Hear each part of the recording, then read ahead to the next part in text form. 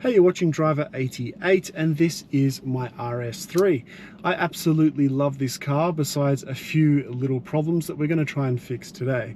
The first one is the commonly lack of sound compared to my previous RS3. The car is not as loud, it doesn't sound as good as it used to, but that can be fixed. I guess once tunes come out and we can maybe change the downpipe or so. We're going to try and fix that, and also the way that this car drives in the normal drive mode is quite laggy. So it's tuned for absolute fuel consumption, the best of, so we're going to try and fix that as well. It's perfectly fine in dynamic mode, but that's not the way I want to drive around every single day. Now, there's a couple of issues I also don't like. The borderline dangerous lane keeping assist, which hopefully you can turn off with a tune when they eventually come out, as well as the stop start feature, which I wish could be turned off from when you start up the car. So we're going to start with a baseline dyno test and a baseline 0 to 100. Then we're going to put on some parts on this 8Y RS3.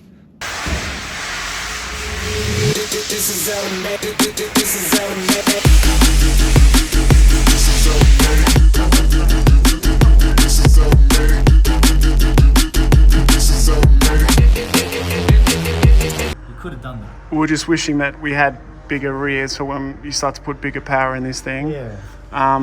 Not much room here. Not much room here. Yeah, it just seems undersized. But Not much room there for innovation, I guess. Mm. You know?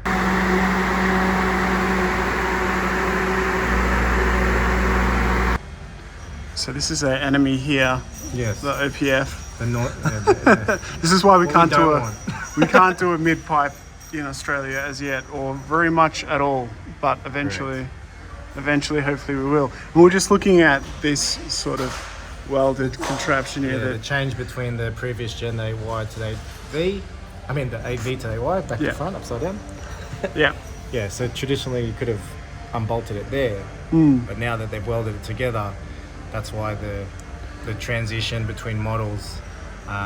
Usually you'll be able to integrate the previous generation performance parts. Yeah, now, they're on to us. Yeah, we run to this issue now where you need to buy both. That's right. You want to make power, you got to spend a bit more. Pretty much.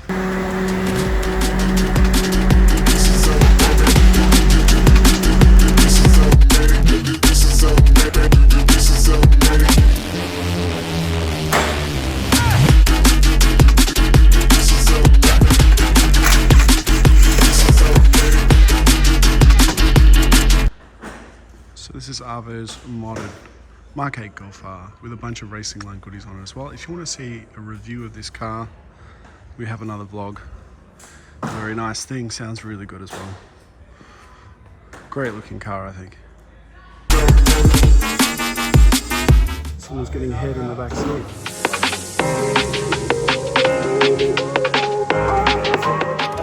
And racing line pipes. So of course we have OPF, so we're going to be using one of these emulators to not have codes and issues. Looking at these size difference.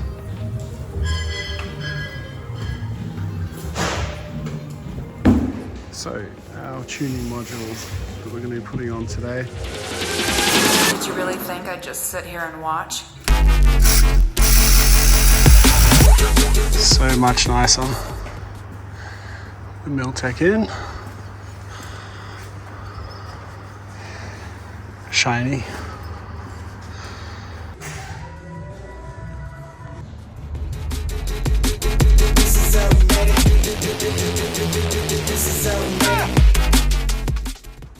How's this for a bonus find? Commodore doors and a bonnet if anyone wants some. Maybe Troy Candy. Quite a random find.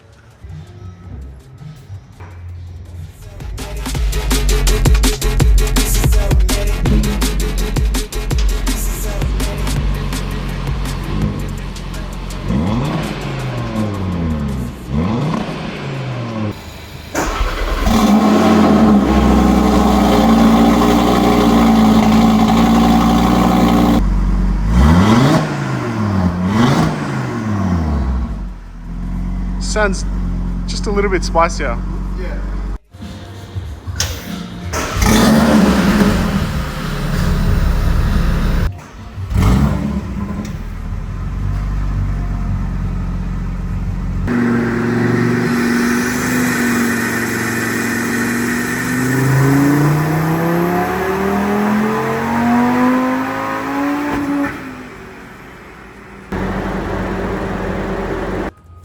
limitation we're having obviously with the piggyback is that we're only making really a lot more power at 3,500, sort of 80 kilometers more, but that's more due to just us needing a tune. Yeah, but it's a consistent increase in power across the whole rev range. Yeah. Usually when you run piggyback systems and they're increasing the boost side of things, it will peak and drop off. Yeah. But for it to hold torque to redline at a pretty much equal amount of increase, yeah, it's a good setup. And as you can see, power here, from say 3.5, it's progressive. Yeah. It's increasing in a nice rate. Yeah. So the power curve's almost smoother. We've picked up just under 100 Newton meters, and like 20%, 60 kilowatt. 20% more power, which for a piggyback and some mods is not too bad, man. I'm quite surprised. Yeah, me too. I wasn't expecting that good. Surprised.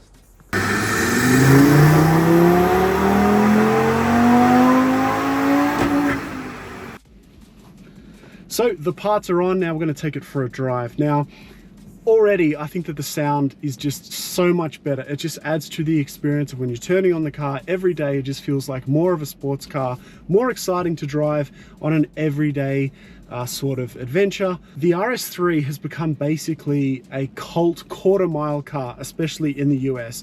I have no interest in that whatsoever. I would rather have a well-rounded vehicle that I take on a quiet Sunday or a quiet day through these sorts of roads, through foresty, winding roads where I can enjoy the way the car sounds and feels.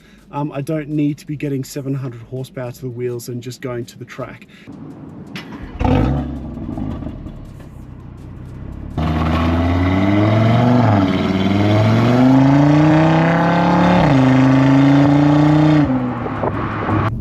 So I can say,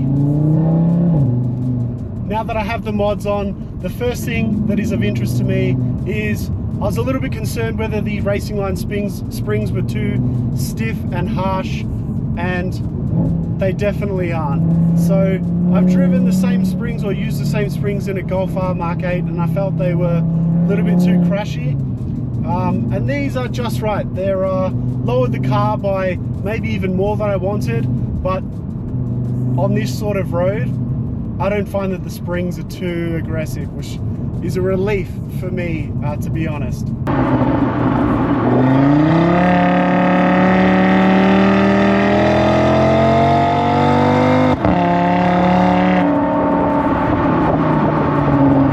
So next, what do we think about the sound? I think that the sound is now pretty much perfect. So it's not too harsh, it's not too loud, and it's just, I think, the right sort of tone. I don't need all the fake burbles and pops. There's just, the 5-cylinder is making the sound that it should have from factory, and that's all I wanted. So all we've got is a downpipe, turbo elbow, and the intake. Speaking of intake, there is now finally intake noise, and it's pretty nice. A little bit of sort of lift off noise as well. That suction turbo sound is just lovely. It's just enough but not being obnoxious, so I couldn't be happier with the sound that I have now.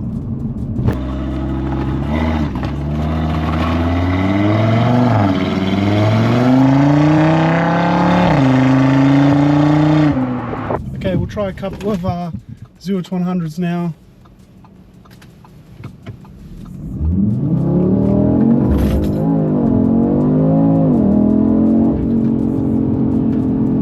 It's cold.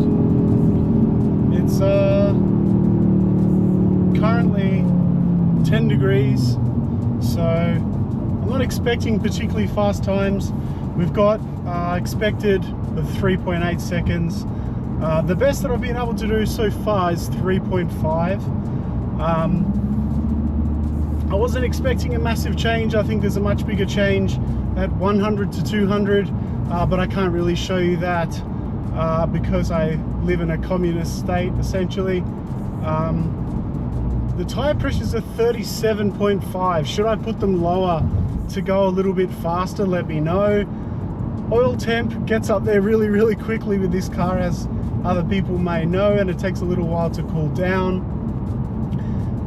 But yeah, I'm just hoping that, given that I've bought this module, apparently, once a tune finally comes out, I'll be able to get that for free, as far as I'm aware. But I can't wait for it, especially, of course, a gearbox tune, so we can just get those faster and more aggressive shifts and launch.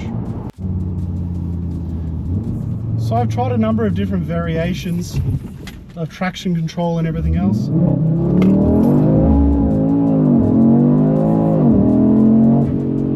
Just spun massively on that one. So whilst I would say I'm quite happy with the mods and find this to be a success, it did cost me something like a little over 10,000 Australian dollars for these mods. If there were proper tunes available, I probably wouldn't have spent this much. Hopefully, of course, Unitronic will bring theirs out soon. Apparently they have one, but it's 2 weeks after 2 weeks after 2 weeks that they say they're going to bring it out. But I'm quite happy with my car at the moment. Yeah, I might have just added a few less mods, but this car is really where it's at right now. I'm quite happy. The responsiveness is great. The sound is good. Maybe I'll put on some more handling mods in future. But right now, such a great all-round daily / performance car. Really good thing to drive. What I don't really like actually is these Pirelli P0s are not as good as I think they could be. Maybe I'll upgrade some brake pads. I know a lot of people do that with this car. Otherwise, I would say that this is a success. Hopefully we can have our tune soon, and then this car will be pretty much finished. Oh man, what a car. What a car. It's come a long way since that sort of tank-like handling hatch that they made 10 years ago or so.